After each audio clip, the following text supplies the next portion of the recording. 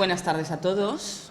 Esta es la cuarta conferencia por el Día de la Romanidad.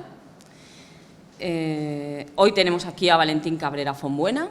Valentín Cabrera Fonbuena nació el 14 de febrero de 1964. Es autodidacta, amante del mundo del patrimonio y de la cultura en sus diferentes disciplinas. Lector, investigador apasionado del pasado de Sagunto. Historiador, investigador con tarjeta nacional número 2594, emitida por el Archivo del Reino de Valencia el 30 de julio de 1996. Es socio del Centro Arqueológico Saguntino desde 1980. Fue vicepresidente, secretario y vocal de la Junta Directiva. Miembro de la Agrupación Astronómica de Sagunto, ayudó a su fundación y ocupó los cargos de presidente, vicepresidente y director. Fundador y primer presidente de la Sociedad de Estudios en 1987. Presidente y secretario del Círculo Comarcal de Coleccionismo. Defensor del patrimonio inmaterial que forma parte de la cultura popular. Fue cofrade desde 1999 de la Cofradía de los Santos Abdom y Senén, miembro de la Junta Directiva, ocupando, entre otros, el cargo de presidente. Clavario y 7 veces mayoral de la Cofradía del Santísimo Sacramento de Minerva. Presidente y secretario de la Cofradía de San Miguel, que es la devoción cristiana más antigua de Sagunto desde el siglo XIII. En octubre del 2008 fue uno de los miembros que realizaron la fiesta de la Virgen del Remedio, una de las devociones más importantes de la antigua corona de Aragón, que forma parte del patrimonio inmaterial de la ciudad. En cuanto a su vida de recreaciones históricas, en 2015 colaboró en la fundación de la Asociación de Recreación Histórica Saguntum Civitas, de la que fue primer presidente. De 2016 a 2018 fue asesor cultural. Colaboró estrechamente en la organización de Saguntum Invicta I y Saguntum Invicta II. Fundador en 2018 de la Asociación de Recreación Histórica Saguntum Augusta, de la que es asesor cultural. Y, como sabéis, es la asociación junto a la Llardes Deus que nos encargamos de la organización de todo el mes de la Romanidad. Sus colaboraciones con el quinto centenario y la fundación del convento de Santana de Sagunto, colaboró con el profesor José Montesinos y Martínez en su libro Terra Sigillata en Saguntum y Tierras Valencianas, con Sagunto Renascitur mostrando desde entonces el patrimonio histórico de Sagunto durante todo el año. Ha asistido a diferentes cursos locales relacionados con el patrimonio, turismo, cultura y restauración de muebles. Ha realizado publicaciones en diversas revistas locales editadas por asociaciones culturales y religiosas. Y sin mucho más que contaros ya, le pasamos la palabra a Valentín Cabrera. Gracias.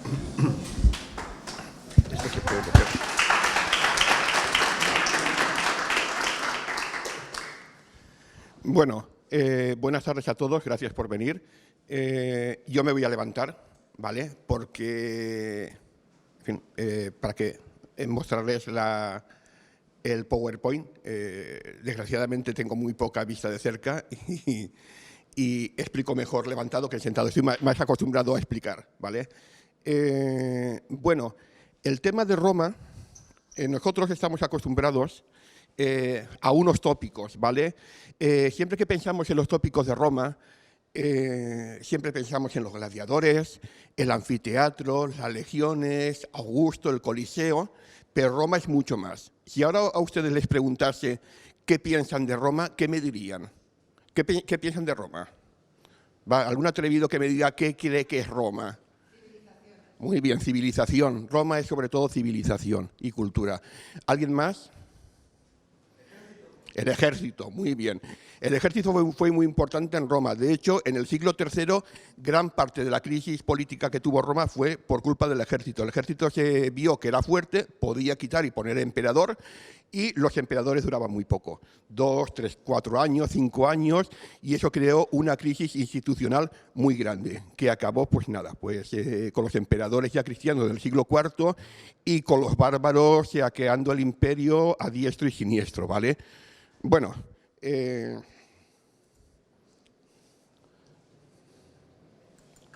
tópicos de Roma.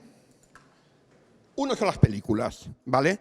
Aquí tenemos la película de Quo Vadis, que se hizo en el año 1951.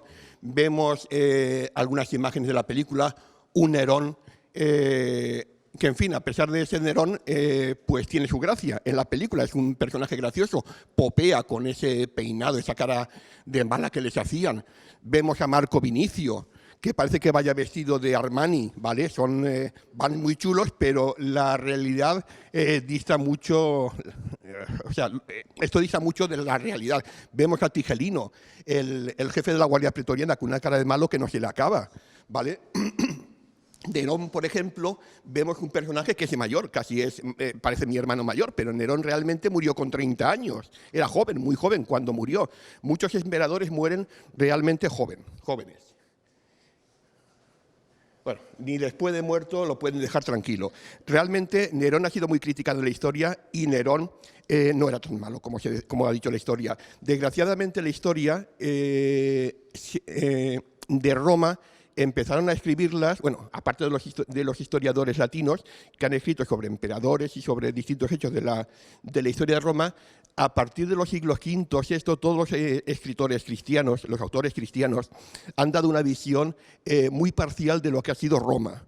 Y a lo largo de la historia, la realidad romana se ha desvirtualizado mucho, ¿vale? Ahora tenemos una realidad muy desvirtualizada. Los romanos saqueaban por donde iban, violaban, mataban, los esclavos los trataban como seres del inframundo, ¿vale? O sea, hay unos tópicos muy importantes. Las películas han dado mucha propaganda a Roma, pero han falseado mucho la historia. Películas como Gladiator, una película que engancha, aunque cuando ya la has visto 2 veces, ya la tercera ya te carga. Cuando empiezas a ver la película y el general Máximo llega a Roma, ya dejas de ver la película porque ya se te ha hecho pesada. Spartacus es una película clásica de Kirk Douglas, ¿vale? Pero, bueno, las películas estas tienen un trasfondo histórico, pero luego realmente el 80% de la película no es real, ¿vale? Son muy bonitas, nos animan mucho, pero también falsifican. Aquí, por ejemplo, vemos al Cómodo de la película Gladiator y al lado vemos al Cómodo como era realmente, con esa barbarizada. Ahí lo vemos como si fuese Hércules. Es una pieza que se hace en el año 192 después de Cristo y se encuentra en los museos capitolinos de Roma. Ese era Cómodo, no este, que parece que también haya salido de una tienda de Armani. Está guapísimo, espectacular, pero no es Cómodo.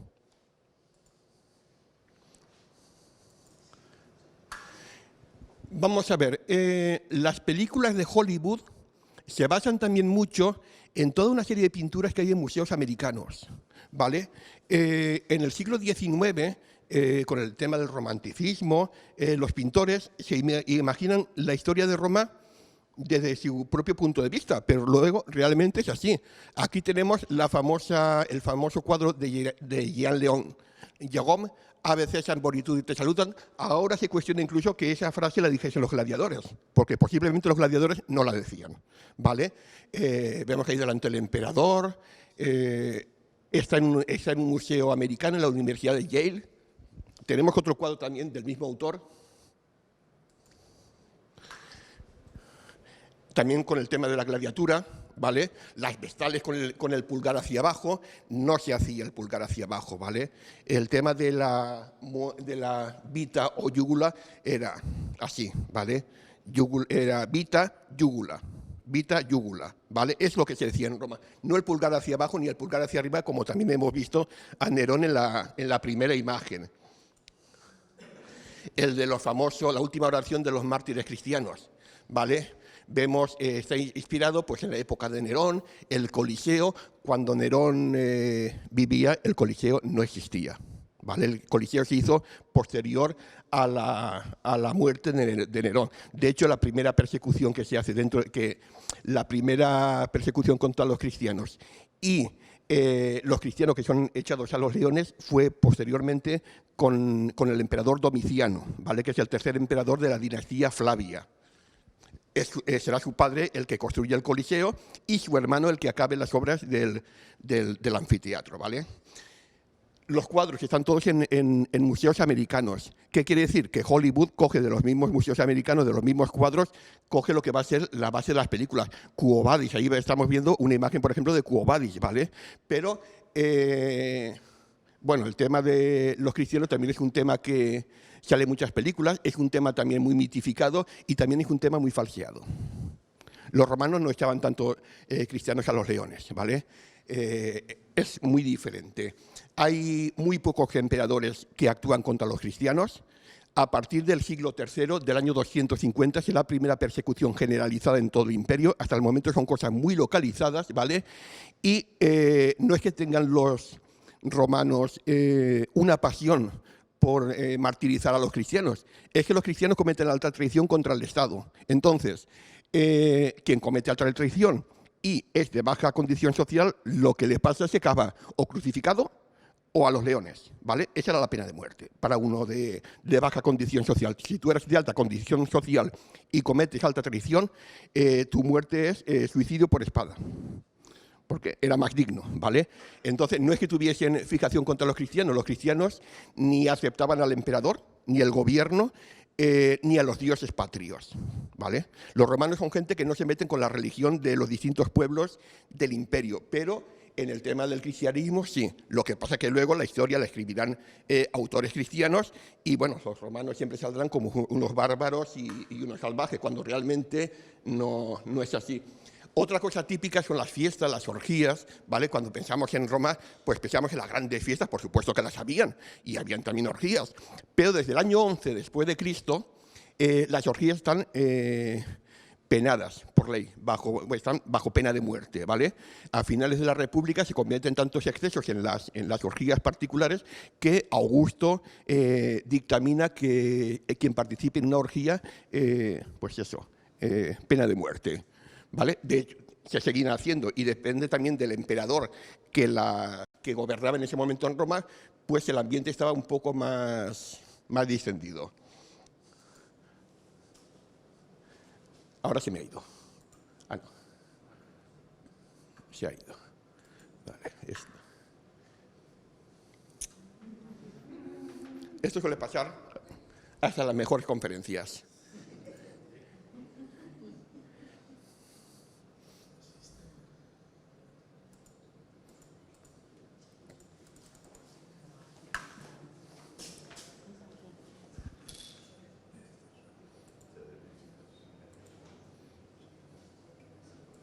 Bueno, la siguiente imagen era precisamente de un cuadro también, de un cuadro de una orgía, una fiesta romana, tal como se le imaginaban en el tema del romanticismo.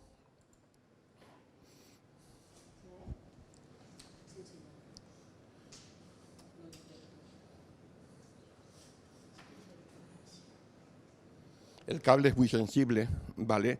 Entonces, bueno, no pasa nada. Esto es como antiguamente cuando teníamos la primera y la segunda. Aquí en Sagunto solo veíamos la primera porque la segunda, por culpa del castillo, no se podía ver. Y llegaba el verano y los satélites, las interferencias que había en los satélites no nos dejaban ver en todo el verano la televisión, ¿vale? Entonces siempre acababas en casa de algún amigo que por alguna razón podía ver la televisión o en algún sitio público que tenía mejores antenas. Sobre todo cuando llegaba el final de semana y te hacían el Mazinger Z y estas cosas que bueno, te gustaba, te enganchaba y no podías verlo por las interferencias.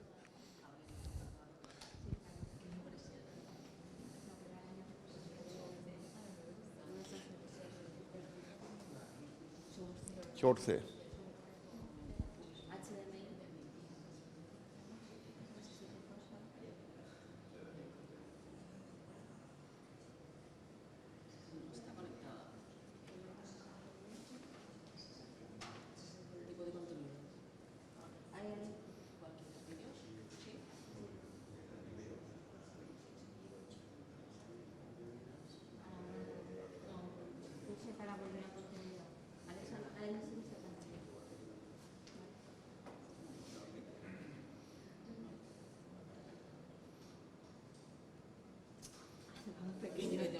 Bueno, pues volviendo al tema de los tópicos, ¿vale?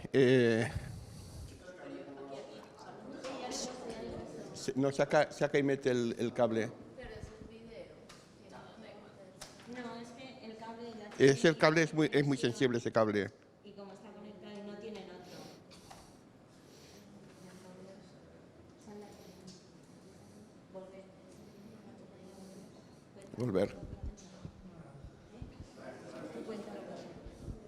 Bueno, por el tema de los tópicos en las películas. Yo no sé si os acordaréis, cuando éramos más jovencitos de lo que somos ahora, aquí, por ejemplo, los que son de Sagunto, ibas al Cine Capitol y veías esas películas de Romano que eran medio italianas, medio no se sabe de dónde, ¿vale? Y eran muy chulas, las películas eran muy chulas, siempre salían los malos con el penacho negro, los buenos iban con el penacho blanco, siempre ganaban los buenos, y bueno, salías del cine que te creías pues casi menos como Julio César, ¿vale? Todas esas películas, la verdad es que sí es cierto que a muchos nos han influido, ¿vale? El gusanillo de Roma, ¿vale? Pero realmente las películas también han hecho mucho daño a la historia. Roma es mucho más que... Ya está. De hecho, luego voy a hacer una referencia a Nerón, ¿vale? A Nerón, si os pregunto a cualquiera de vosotros qué pensáis de Nerón, me vais a decir las mil barbaridades, ¿vale? Vale. ¿Ves? Los romanos de la decadencia. 1847, Museo d'Orsay de París. Vemos ahí una orgía, una fiesta que realmente, pues bueno, el cuadro es precioso, ¿vale? Pero la realidad también es muy diferente, pasa. Las series, las películas. Hace poco la volvieron a hacer, La Legión del Águila. Es una película chula, la verdad que muy chula, y además tiene un trasfondo bastante humano, esas relaciones entre el centurión y su esclavo, que luego acaba siendo su amigo, ¿vale? Ahí dice la película, en medio de toda esa fantasía, hay una cosa que sigue es muy real, y es que las familias ricas acaban liberando a sus esclavos y acaban siendo muchas veces sus amigos, trabajan para las familias. Hay esclavos que son liberados y se dedican al comercio y se hacen extremadamente ricos, ¿vale? Si han visitado a alguien Pompeya, ¿vale? Pompeya es espectacular, las casas son chulísimas. Bueno, pues la mayor parte de las casas de Pompeya son de esclavos liberados. Si alguien ha visitado la Villa de los Misterios, es de un esclavo. La casa de los Betis, de un esclavo, ¿vale? Son de esclavos liberados. Quiere decir que tampoco eran tan malos los romanos. Había una oportunidad. Esas oportunidades que habían en Roma, durante la Edad Media no la tendrá nadie, que no sea de alta clase social. Y posteriormente tampoco, ¿vale? Pasa. Tenemos otra serie, Roma, espectacular, pero también se permite algunas licencias históricas. Ahora, la serie engancha, como ya sola. Se acabó antes de tiempo la segunda temporada porque se les acabó el dinero y tuvieron que acabar rápidamente la serie. Pero la serie, yo creo que la veo todos los inviernos, me la casco completa, ¿vale? Porque es muy chula, pero aún así se permite ciertas licencias históricas que no son correctas. Vale, pasa. Roma es poder. Pasa. Aquí tenemos la loba capitalina, bueno, es un bronce etrusco, los niños fueron puestos posteriormente, ya en el siglo XV, final del siglo XV, es el símbolo de Roma, la loba capitalina. Actualmente hay quien se ha atrevido a decir que es una copia medieval, ¿vale? Bueno, mientras no demuestren lo contrario, sigue siendo un bronce etrusco espectacular, ¿vale? La auténtica historia de Roma y el poder en plan más potente en Roma empieza cuando los reyes etruscos toman la ciudad, ¿vale? Pasa. En el 21 de abril del año 753, Roma será fundada por Rómulo, hijo del dios Marte y de la Virgen Vestal Rea Silvia, ¿vale? Que es de la ciudad de Alba Longa. Y Rómulo se convertirá en el primer rey de Roma. Pasa. Ahora pregunta de examen. ¿Cuántos reyes tuvo Roma? 7. ¿Cuántos reyes tuvo Roma? Todos suspendidos. Tuvo 8 reyes. Lo que pasa es que hay 7 reyes oficiales, pero pasa. Tenemos un octavo rey, Tito Tacio, rey de los Sabinos. Tito Tacio, rey de los Sabinos, después del famoso rapto de las Sabinas, gobernará en diarquía con el primer rey, con Rómulo, durante 5 años, hasta que fue asesinado, ¿vale? Durante un peregrinaje a un santuario lo asesinaron, pero gobernó durante 5 años con Rómulo. Luego realmente no son 7, son 8 reyes. Hay 3 reyes etruscos, ¿vale? 2 reyes latinos y 2 reyes de origen sabino, ¿vale? Que son pueblos de los alrededores del Lacio, pasa. Tenemos el famoso cuadro del rapto de las Sabinas, ¿vale? ¿Os acordáis? Roma no tenía mujeres, invita a los sabinos a una fiesta y se llevan a las mujeres. El cuadro es realmente espectacular. Para mí es uno de los mejores cuadros que se han hecho en la historia del arte, porque podemos ver a la izquierda al rey Tito Tacio, ¿vale?, de los sabinos. Ahí aparece Roma como si fuese una fortaleza medieval. Vemos a la derecha con el escudo de Roma a Rómulo, ¿vale?, y en medio poniendo orden las mujeres. ¿Vale? Las mujeres van a ser importantes, muy importantes en la historia de Roma desde el principio de los tiempos. Lo que pasa es que, lo que he comentado, a partir de la llegada del cristianismo, las mujeres pasarán a segundo, tercero, cuarto y hasta quinto orden, ¿vale? Sobre todo a raíz del concilio de Nicea del año 321. Pero las mujeres van a ser realmente importantes. De hecho, las que median entre los sabinos y los latinos son las mujeres sabinas, que se quedarán con los romanos, y bueno, ellas también piden unos derechos para ellas, ¿vale? Pasa. En el año 509 a.C. ya es expulsado el último rey etrusco, ¿vale? Su hijo, Sexto Tarquinio, violará a una mujer y eso será el origen de una revuelta popular que acabará con la proclamación de la República en Roma. Uno de los dos primeros cónsules de Roma fue Lucio Junio Bruto y Lucio Tarquinio Colatino, ¿vale?, que encima eran familia del rey Tarquinio el Soberbio. Este es un bronce también etrusco, espectacular, de Junio Bruto. Un junio acabó con la monarquía y un junio acabó con Julio César, ¿vale? Es una familia bastante antigua en Roma, con mucho peso político, y en este caso es un bronce espectacular de Lucio Junio Bruto. Pasa. El Senado. El Senado durante la República va a ser el que realmente gobierne Roma. Van a ser las familias patricias las que gobiernen Roma. Senatus populusque Romanus. El Senado y el pueblo romano, ¿vale? Esa es la frase, el símbolo del Senado de Roma. En este caso es una imagen de la serie Roma, que a mí personalmente pues me gusta mucho. Ahí aparece Cicerón hablando al Senado, ¿vale? Es una imagen muy bonita. Pasa.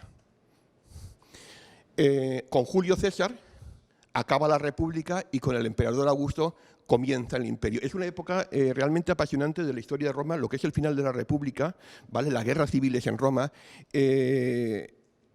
Habrá muchos alborotos. Pompeyo el Grande perderá la ciudad quedará en manos de los partidarios de César y al final Augusto, sobrino nieto de Julio César, que será el heredero de él, ¿vale?, adoptará incluso su nombre, será el que ponga fin a todas las guerras civiles en Roma. Augusto va a ser un gran personaje, un gran emperador. Hay quien lo ha tratado como si fuese un nazi. No es un nazi, ¿vale? Augusto era un personaje que lo tenía muy claras las cosas. Si para mantener la paz tenía que liquidar a un enemigo, lo liquidaba, no había problema. Julio César decía, quien no está contra mí, está conmigo. Así, la gente que estaba indecisa se la llevaba a su lado, ¿vale? Pero eso acabó con su asesinato.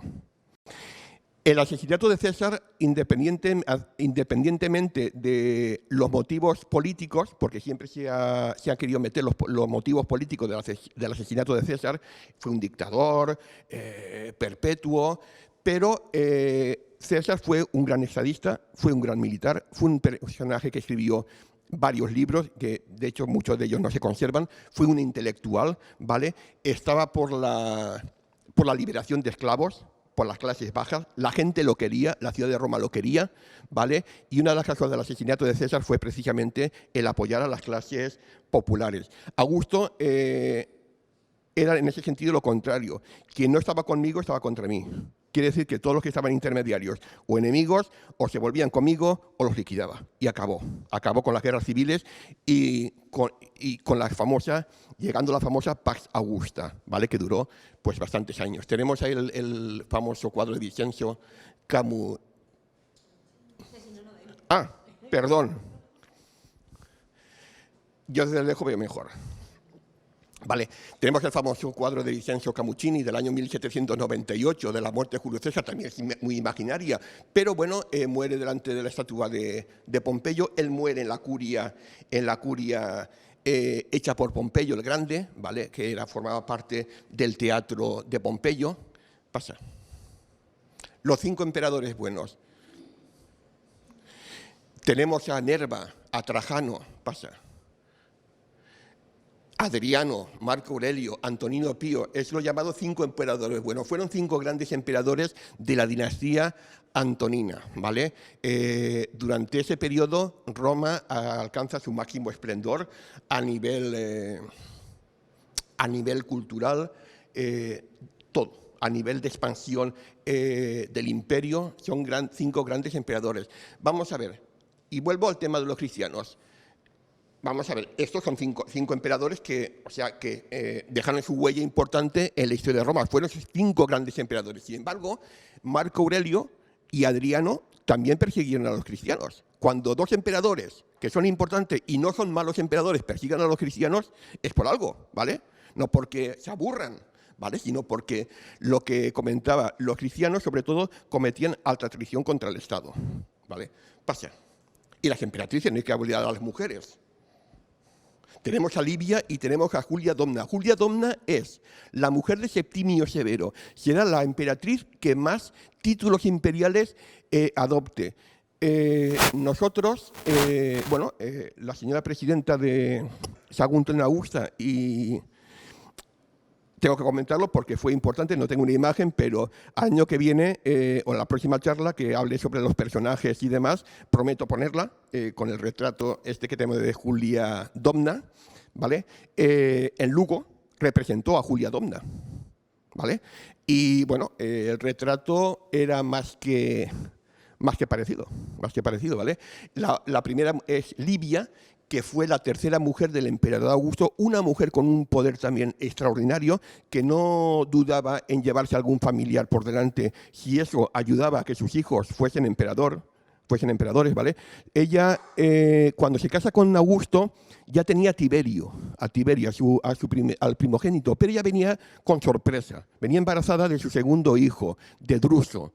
Druso será el padre de Germánico, del general Germánico, un gran personaje, ¿vale? Al final Livia se saldrá con la suya, Tiberio llegará a ser emperador. Y bueno, en la familia Julio-Claudia irán muriendo los varones uno detrás de otro, todos los personajes pálidos. Al final a Tiberio le sucederá Calígula, pues el peor de todo, porque por ahí estaba el tío tonto, el tío Claudio, ¿vale? Pero Claudio no contaba. Luego resulta que Claudio llegará también a ser un gran emperador, ¿vale? Pasa. Roma será fundada en el 753 a.C., ¿vale? En el año 476 ya es después del último emperador, Rómulo Augusto, un chaval, dicen que entre 15 o 17 años de edad. La historia de Roma en Occidente serán 1229 años de historia, pero en Oriente el Imperio Romano sobrevivirá hasta 1453, que es la caída de Constantinopla. En 1458 cae Atenas y en 1461 cae la capital del Imperio de Trebisonda, ¿vale? Son las 3 fechas importantes para la caída del Imperio Romano de Oriente.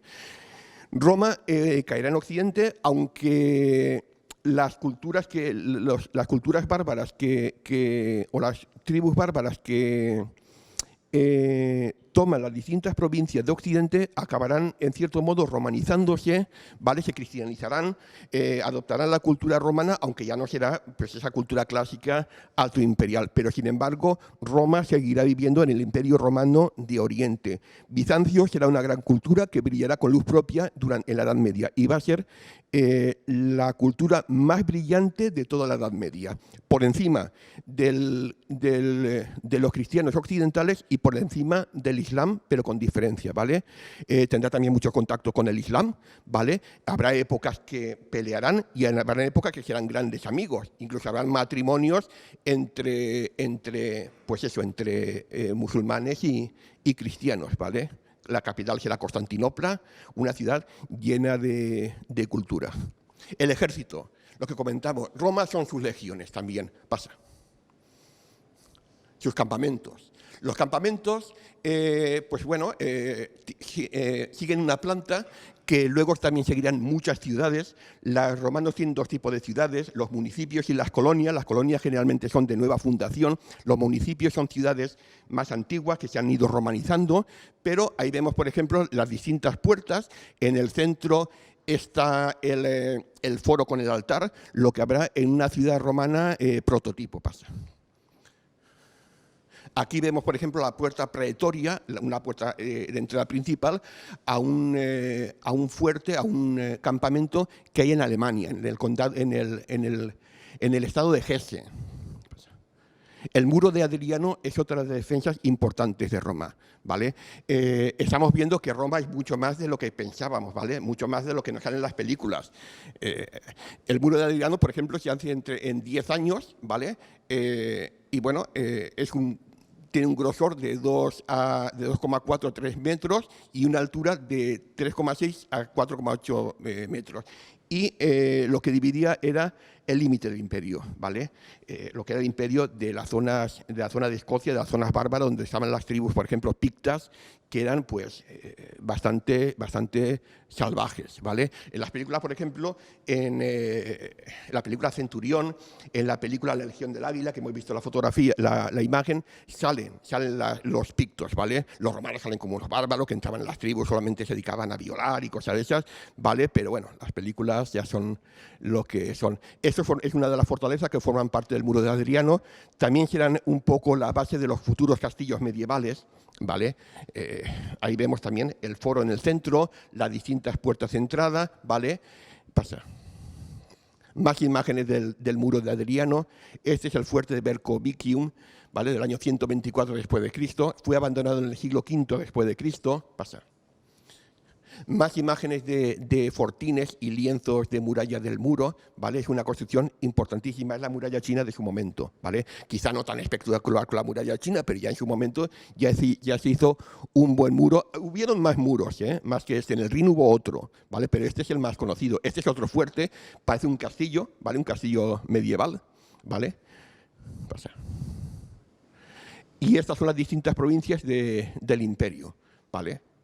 Pasa. La columna de Trajano, que se termina en el año 113 después de Cristo y conmemora la victoria sobre los dacios. La Dacia es la zona donde está la actual Rumanía, ¿vale?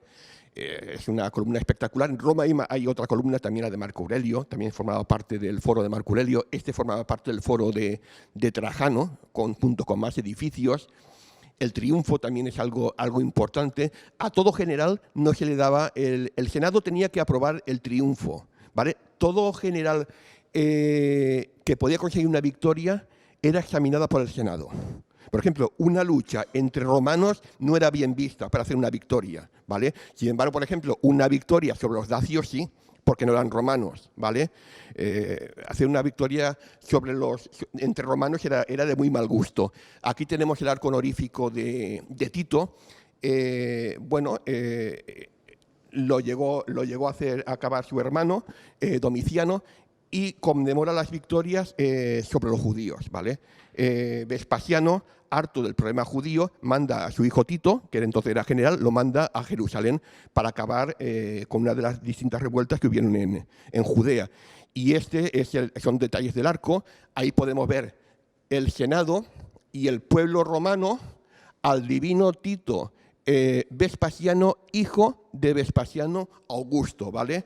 El arco lo hace Domiciano y pone la leyenda, menciona a su padre y a su hermano. Y esa es la famosa imagen cuando los romanos saquean el templo de Herodes, que anteriormente había sido el templo de Salomón, y ahí se llevan la ménora, el candelabro de los 7 brazos, ¿vale? El arco de Constantino, que conmemora la batalla del puente Milvio, cuando Constantino vence al emperador Magencio, ¿vale? Y, bueno, este se dedica en el año 315. La victoria de Constantino va a cambiar ya definitivamente lo que va a ser el futuro de Roma, ¿vale?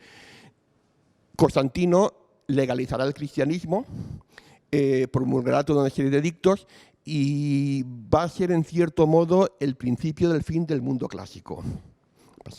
La numismática es importante, ¿vale?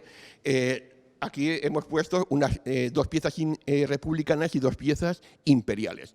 Estas dos piezas las he puesto porque particularmente a mí me gustan mucho, son dos piezas magníficas y representan, pues, la primera representa a Bruto, el que acaba con los reyes etruscos, y el segundo denario de plata es el llamado denario de la libertad.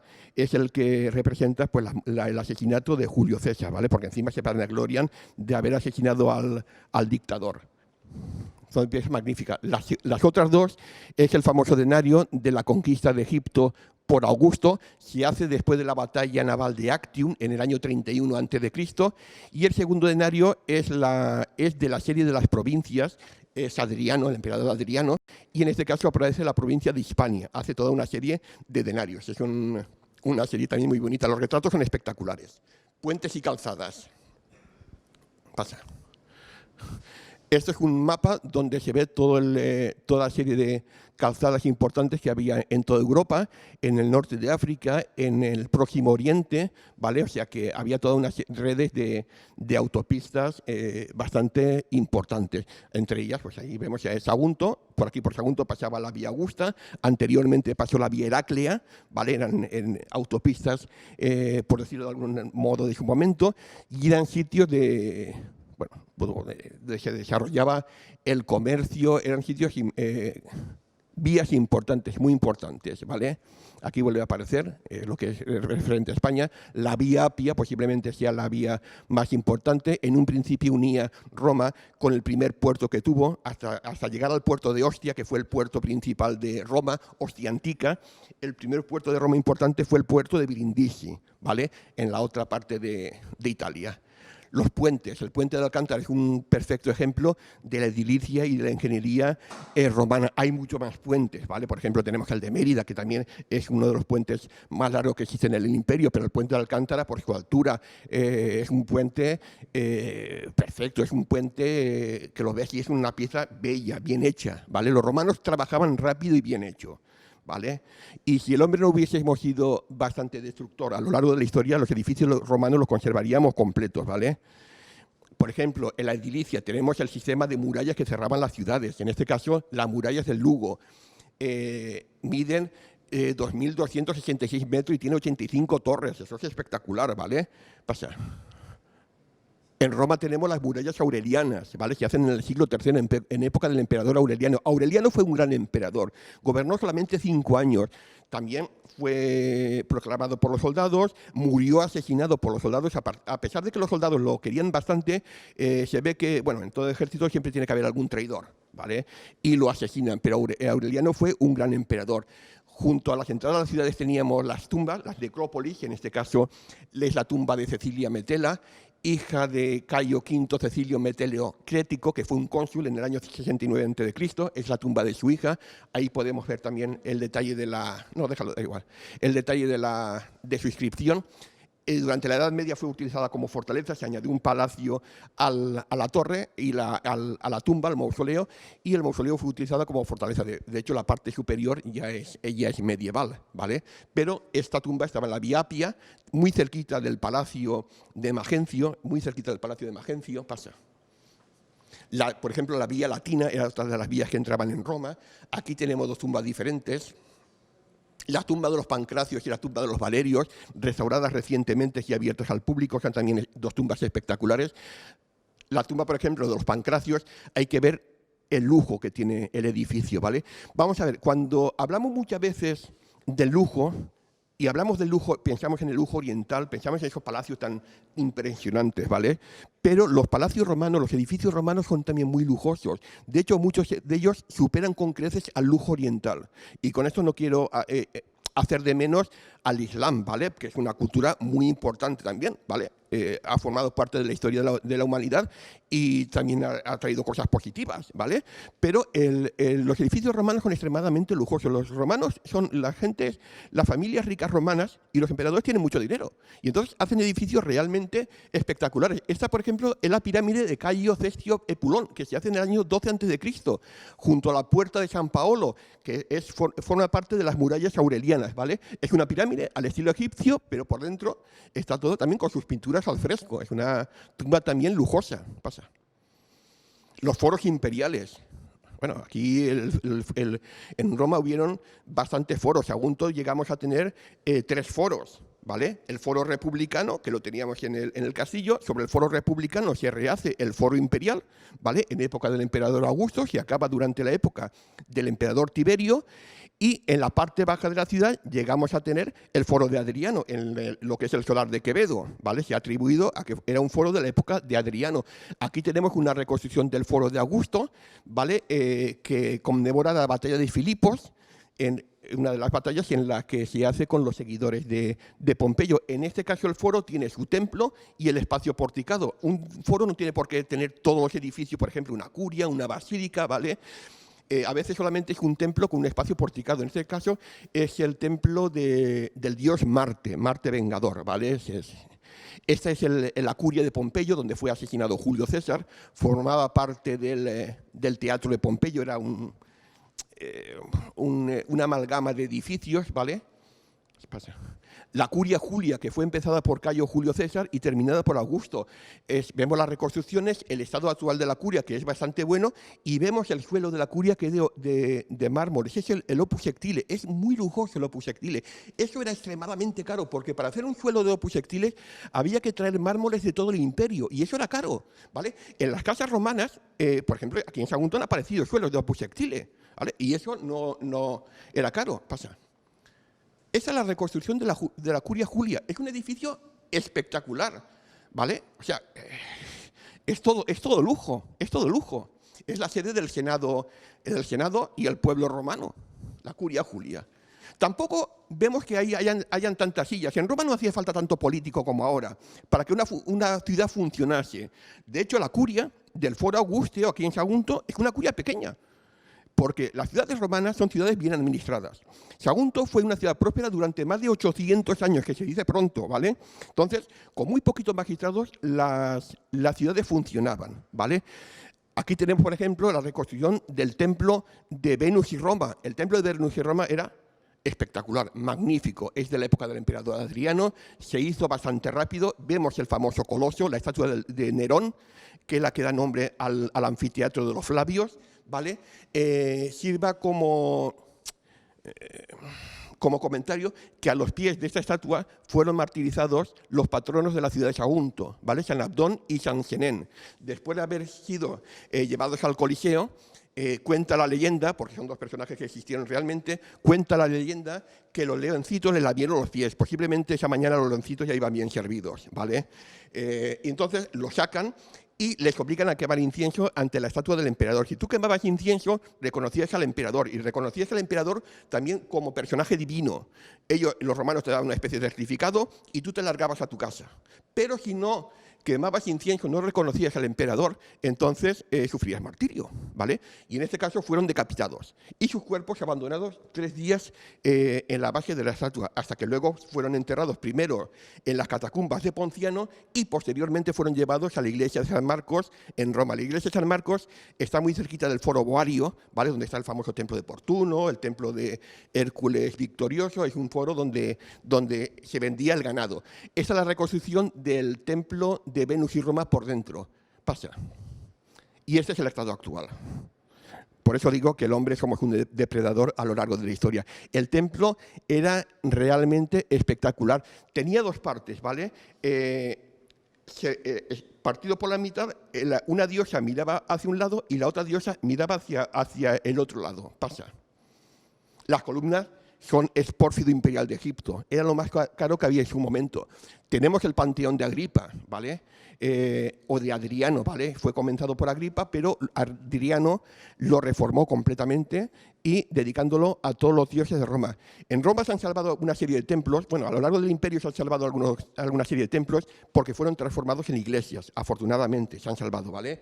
Por ejemplo, el templo de Venus y Roma fue una iglesia hasta el siglo XI que, bueno, una tormenta quemó el edificio y ya, claro, como en ese momento no había dinero, ya no se restauró, ¿vale? Pero otros edificios, como el templo también de Augusto y Roma, en Vienne, en Francia, también se han salvado. Es un edificio de dimensiones mucho más pequeñas, pero muy equilibrado. Pasa. Tenemos, por ejemplo, el templo de Augusto en Pula, Croacia, ¿vale? hacia atrás. Vale. Y ahí nos aparece incluso la dedicación a Roma y Augusto, hijo del divino César, padre de la patria, pater patriae, ¿vale? O sea que también, aparte de las imágenes, vemos hasta dónde llega el imperio. Porque, por ejemplo, cuando nos pensamos en, por ejemplo, en los Balcanes, bueno, los Balcanes, la guerra de los Balcanes, pero no nos imaginamos que en los Balcanes hay también edificios romanos espectaculares, en Croacia, ¿vale? Pasa. Esto es Armenia, el templo del dios Mitra en Garni, aunque fue hecho bajo el reinado de un rey armenio, el rey fue coronado en Roma por el emperador Nerón.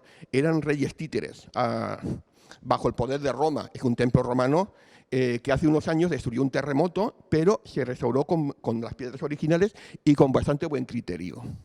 Pasa. El templo del dios Baco en Baalbek, Líbano, construido durante el periodo del emperador Antonino Pío. Este templo es particularmente espectacular. Baco es uno de los grandes dioses también de la ciudad de Sagunto. Bueno, y es un dios también muy venerado en todo el imperio. El templo de Baco es magnífico, espectacular.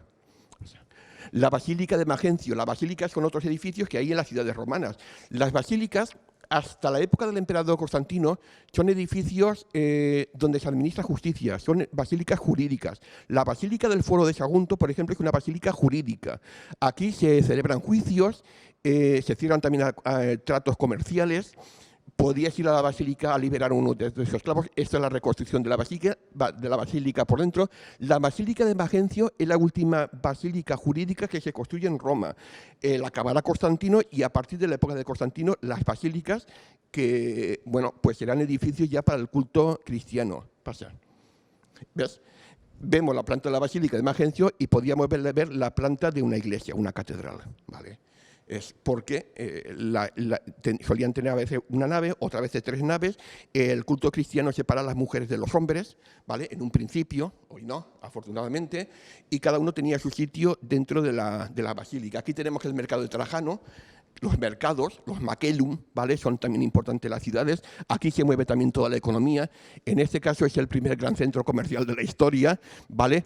Quien haya visto el teatro, el mercado de Trajano es espectacular. También formaba parte del foro de Trajano, ¿vale?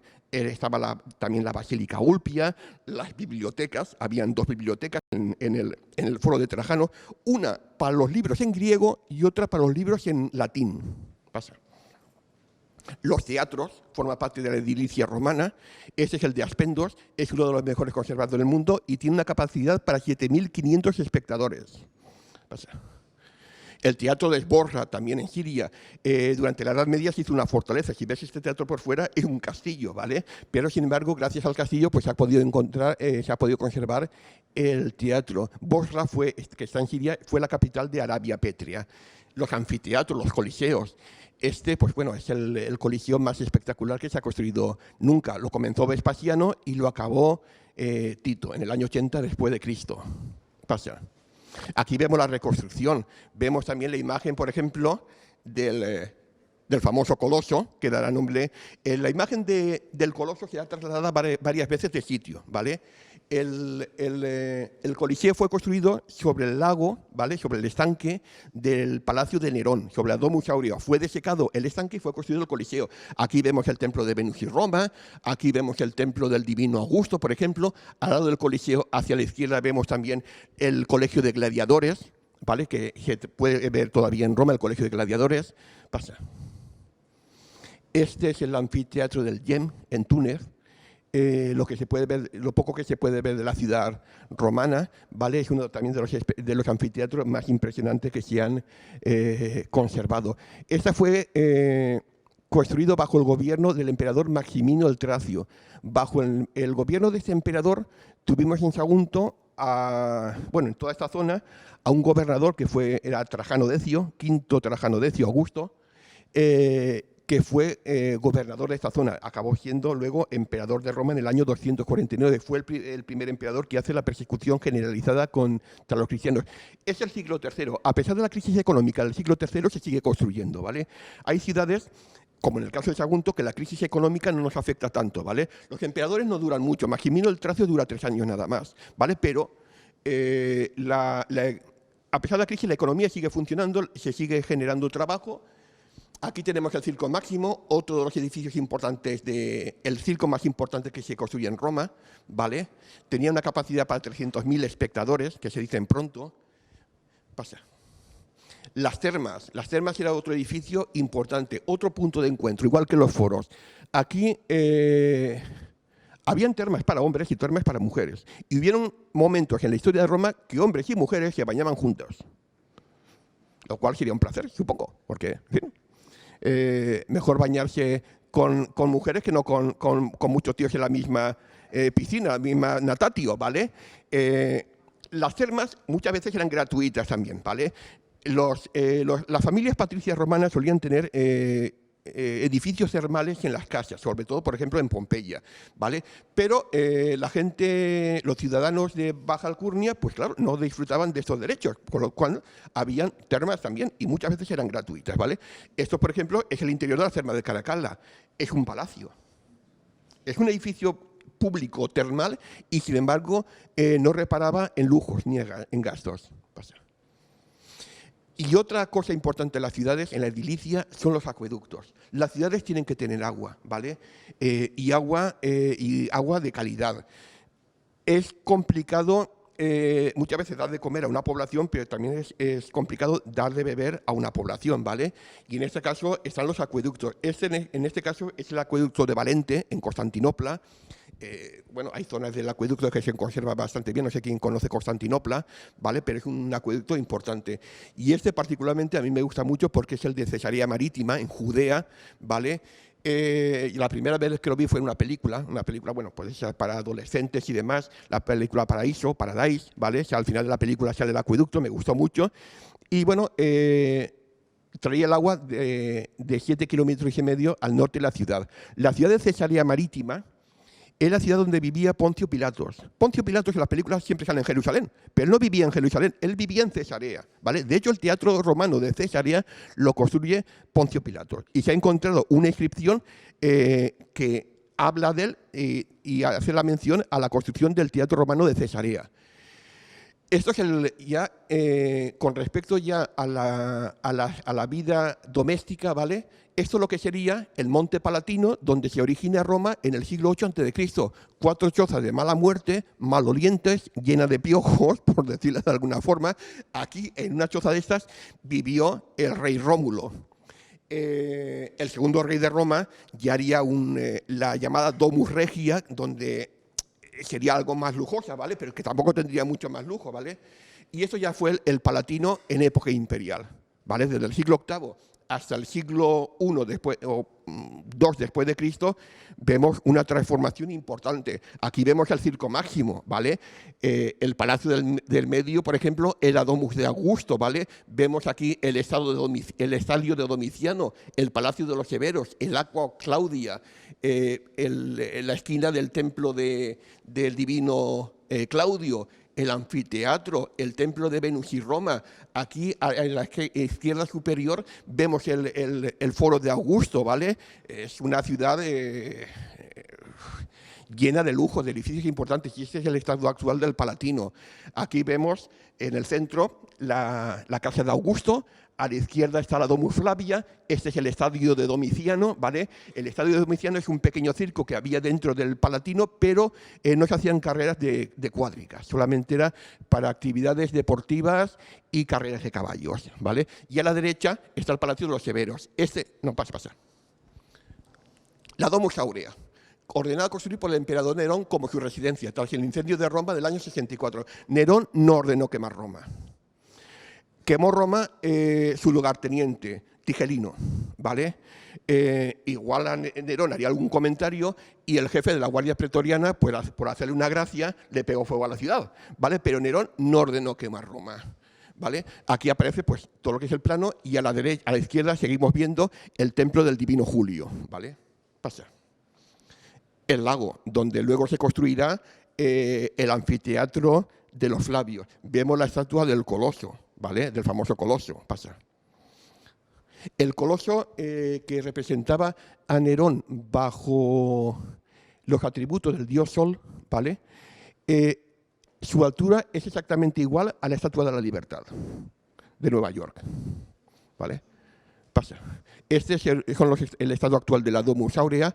No he puesto más fotografías porque pues en otra ocasión quiero hacer una charla precisamente sobre las villas y los palacios imperiales, y entonces habrán bastante más material sobre la Domus Aurea. Se ha ido recuperando poco a poco.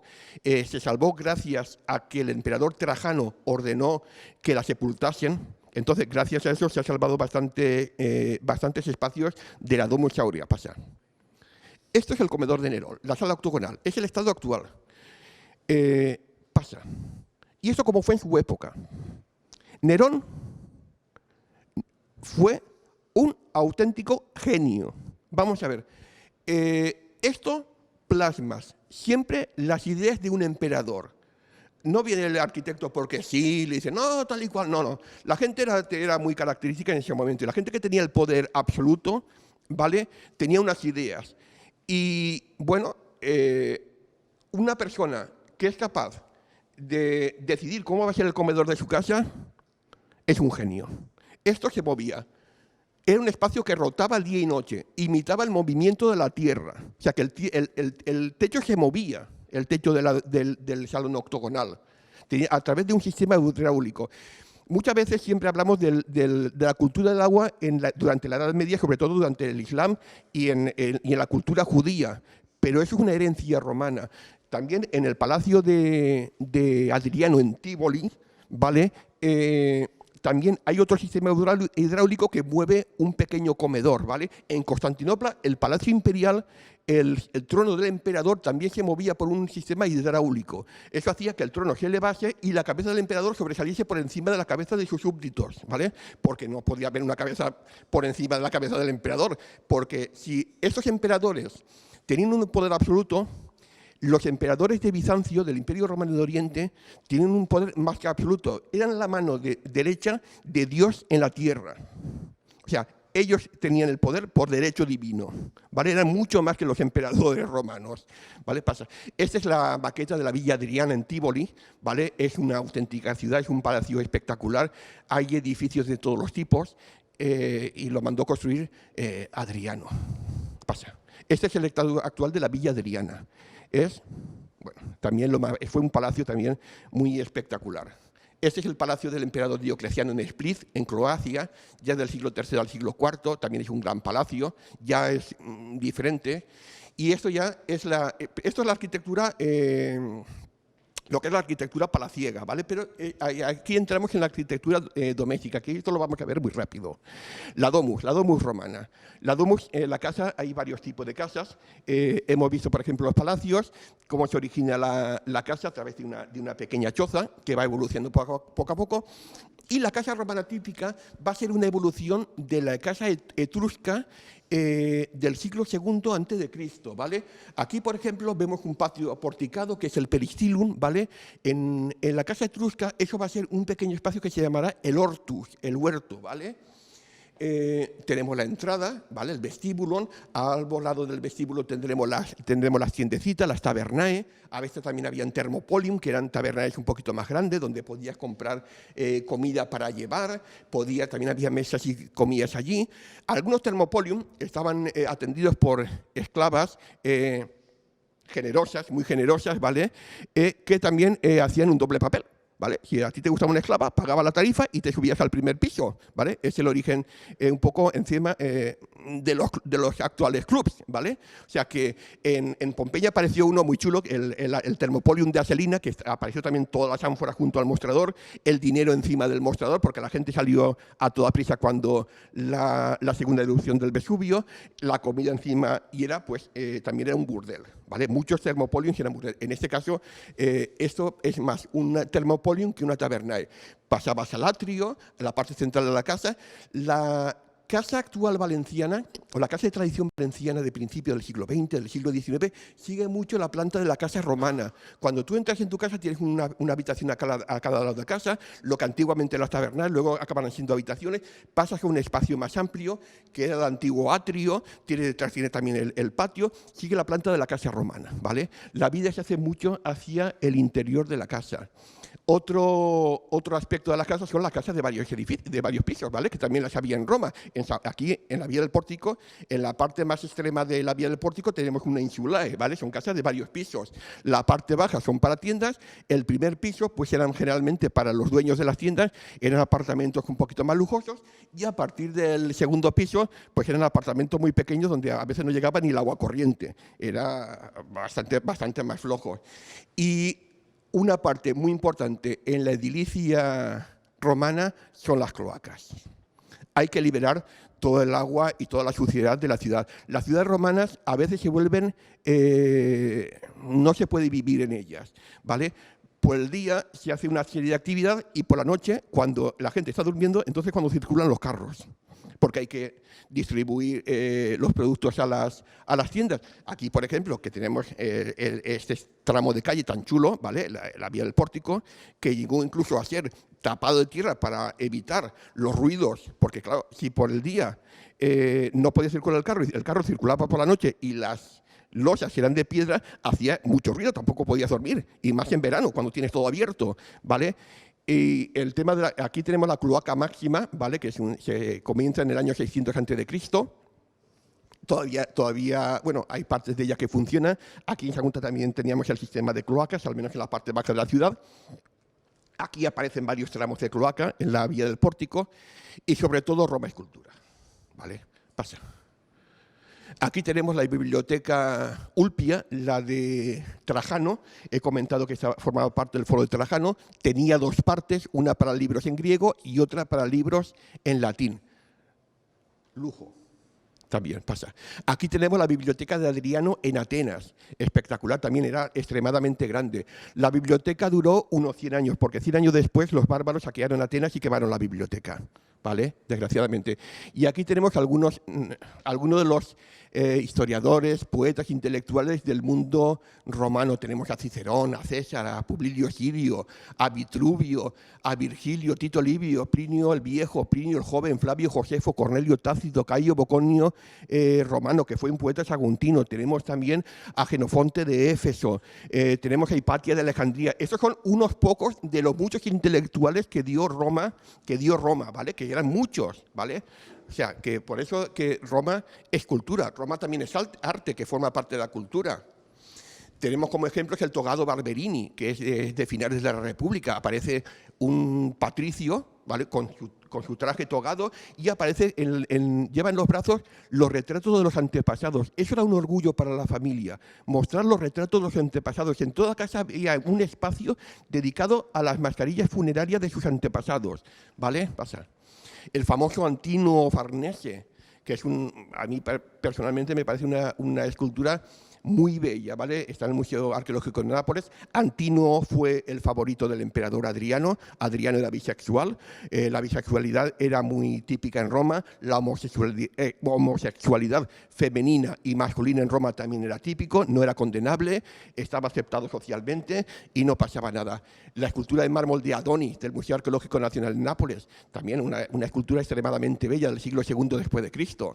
O sea, y la estatua en bronce del emperador Marco Aurelio. Se salvó gracias a que los primeros cristianos pensaban que era el emperador Constantino. Entonces, es la única estatua en bronce que se ha salvado en Roma en plan ecuestre, ¿vale? Esta escultura, ¿vale? Está en los museos capitolinos y luego influyó mucho en las estatuas ecuestres de bronce del Renacimiento. Los famosos condottieri renacentistas, Gattamelate y estos, están basadas en la estatua de Adriano, de Marco Aurelio. La pintura, en este caso son dos piezas pompeyanas. La joven que era atribuida a la poetisa Safo, que no fue la poetisa Safo, era pues la propietaria de la Domus, donde fue hallada, ¿vale?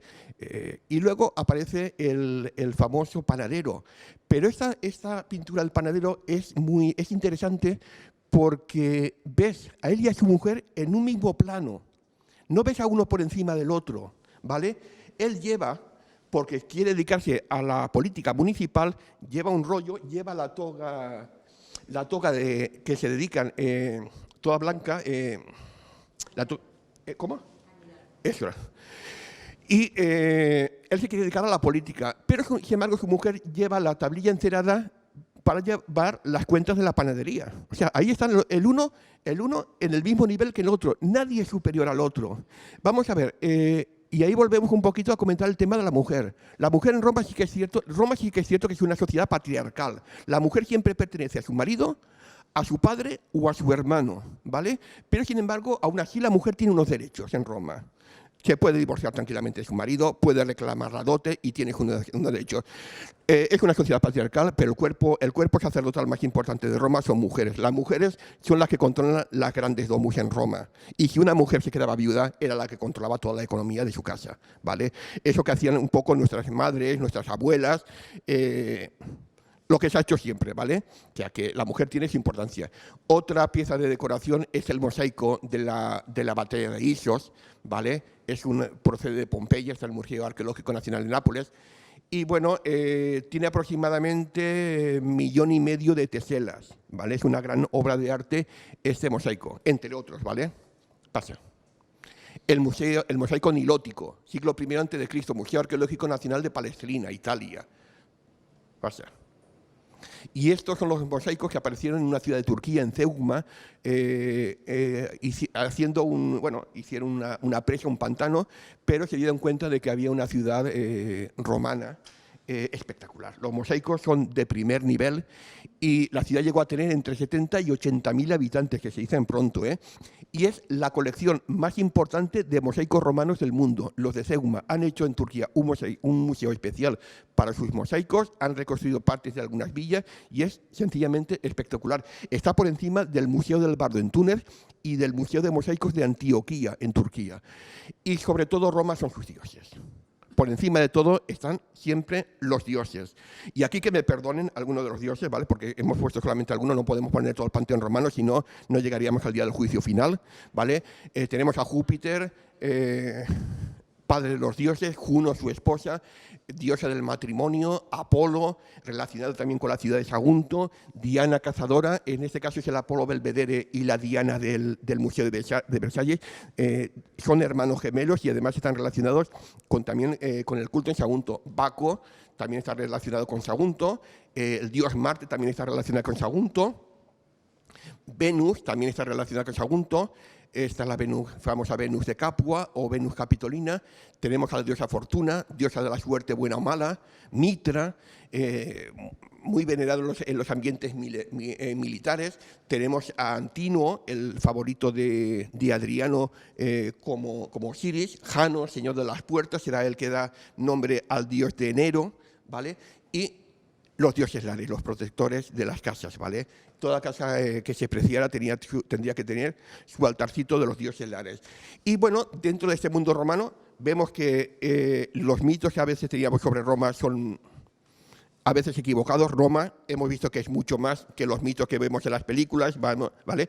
Es muy abreviado porque ejemplos de templos hay muchos, anfiteatros, teatros, circos, foros en todo el imperio y hay casas, hay cosas espectaculares, ¿vale? Y en medio de ese mundo romano está Sagunto, ¿vale? Sagunto es una ciudad íbera que se funda en torno al siglo VI a.C., es una ciudad que sufre la Segunda Guerra Púnica, aquí comienza la Segunda Guerra Púnica, es la capital de la Segunda Guerra Púnica y es una ciudad que después de la liberación de los hermanos Escipión comienza a romanizarse poco a poco. En el 205 a.C., Publio Cornelio Escipión, el africano mayor, hijo de Publio Cornelio Escipión, es cónsul de la República y comienza la reconstrucción de la ciudad por orden del Senado romano.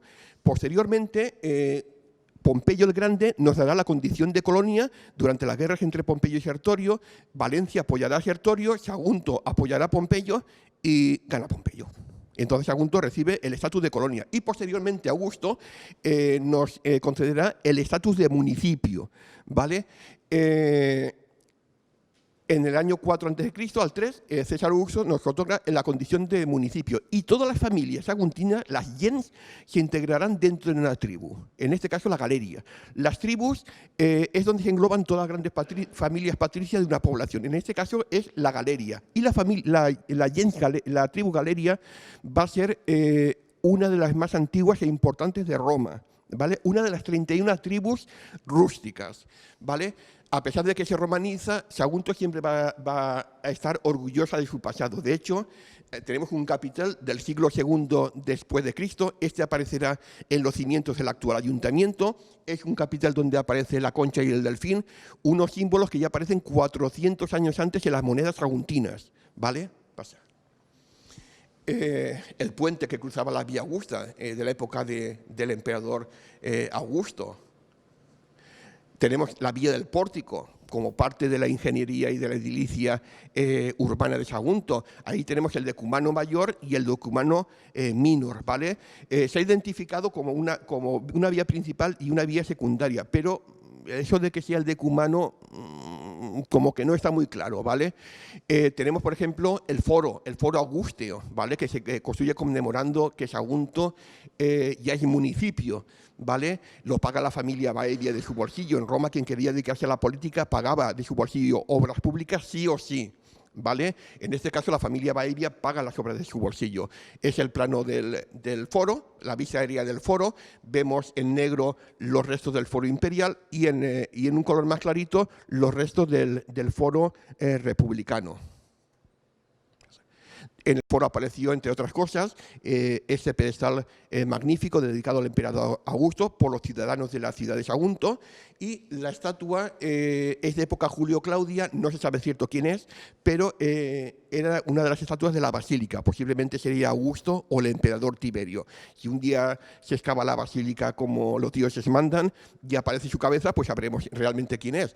La cisterna del foro, que es un espacio que no es visitable, no está musealizado, es un espacio espectacular, es de los espacios más bonitos que hay en la montaña del castillo. Esperemos que algún día podamos verla musealizada y podamos visitarla. Este es el foro municipal en el castillo en relación con el teatro. Pasa. Las obras del teatro finalizarán en el año 50 después de Cristo bajo el emperador Tiberio Claudio César Augusto Germánico, ¿vale? Hay ampliaciones en el siglo III después de Cristo. En el siglo X el teatro estaba todavía prácticamente completo, pero ya en el siglo XVI el muro ya ha desaparecido completamente. Así era el teatro romano de Sagunto en época imperial. Un teatro para 4.000 espectadores. Esta es la reconstrucción del profesor Salvador Lara en el año 91. ¿Vale? Parece ser que cuando se empezaron las obras del teatro no se hizo la correspondiente excavación arqueológica, cosa que se debía de haber hecho porque la ley dice que se debe de hacer la excavación arqueológica antes, pero cuando se hizo el foso de la grúa, pues aparecieron 100 y pico de piezas largas de la escena, que nadie se planteó pues el ponerlas en su sitio. Acabó pues en lo que yo llamo el cementerio de las piedras en el castillo, ¿vale? Desgraciadamente, y este es el estado actual del teatro, que bueno, es como el otro a medio acabar, pero otros edificios que tenía la ciudad de Sagunto era el circo, ¿vale? El circo era un circo para 15.000 espectadores. El anfiteatro no se ha encontrado, pero el anfiteatro, Sagunto tuvo anfiteatro seguro, ¿vale? Al 100%. Las ruinas que hay aquí cerquita, en el Colegio de Romeu, que siempre se han identificado como el de una tumba romana, ¿vale? Podía ser muy bien resto del anfiteatro. Estos son restos del teatro de Zaragoza, que son muy similares los restos de Sagunto a los de Zaragoza, ¿vale? Eso era parte del anfiteatro. El anfiteatro está bajo el Colegio de Romeu, seguro, al 99,9%. Una ciudad con 3 edificios para juegos, es una ciudad de primer orden. Si una ciudad tiene el circo, teatro y anfiteatro, es una ciudad romana de primer orden. Es unido al puerto comercial del Grau Vell, ¿vale? Hace que la ciudad de Sagunto sea una ciudad pues importante. Y si encima aquí ha comenzado la Segunda Guerra Púnica, estamos por encima de muchas ciudades del Imperio Romano. Este es un ejemplo de una casa romana que apareció también aquí, la Casa de los Peces, ¿vale? Es una casa de estilo de átrio pompeyano. Es una casa un poco rara, ¿vale? Porque tiene espacios muy grandes y, sin embargo, el espacio donde convivía la familia, el atrio, es extremadamente pequeño, es muy pequeño. Y se llama de los Peces porque en los muros del impluvium, ¿vale? Donde se recogía el agua, aparecieron pintadas unos peces. Pasa.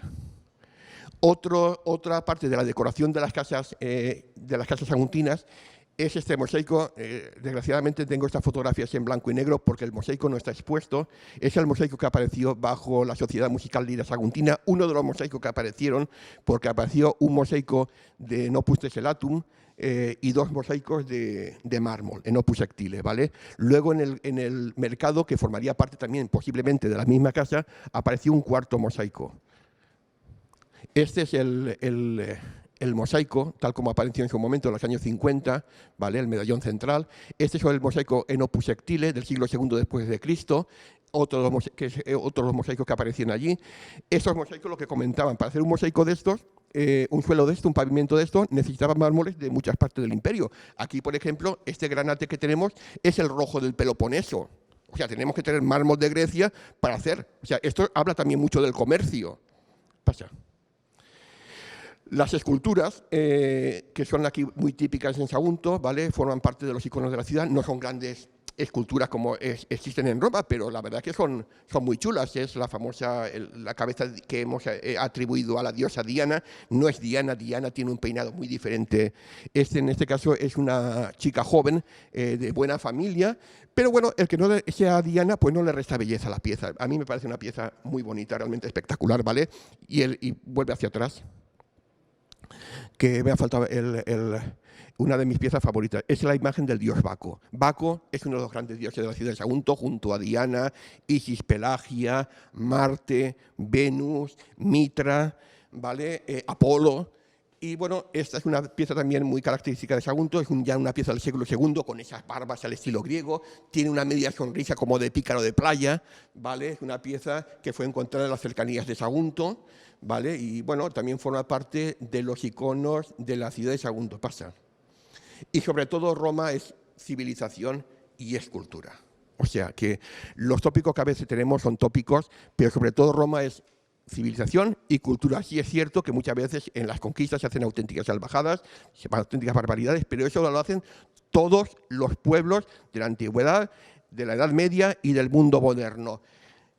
En el mundo antiguo no hay guerras de religión. Empiezan las guerras de religión cuando empiezan las culturas de religión monoteístas. En el mundo antiguo se hacen guerras por poder, económicas, por territorio, por lo que sea, pero guerras de religión no. Entonces, bueno, es reivindicar siempre Roma por encima de los tópicos que hemos tenido y nada. Muchas gracias.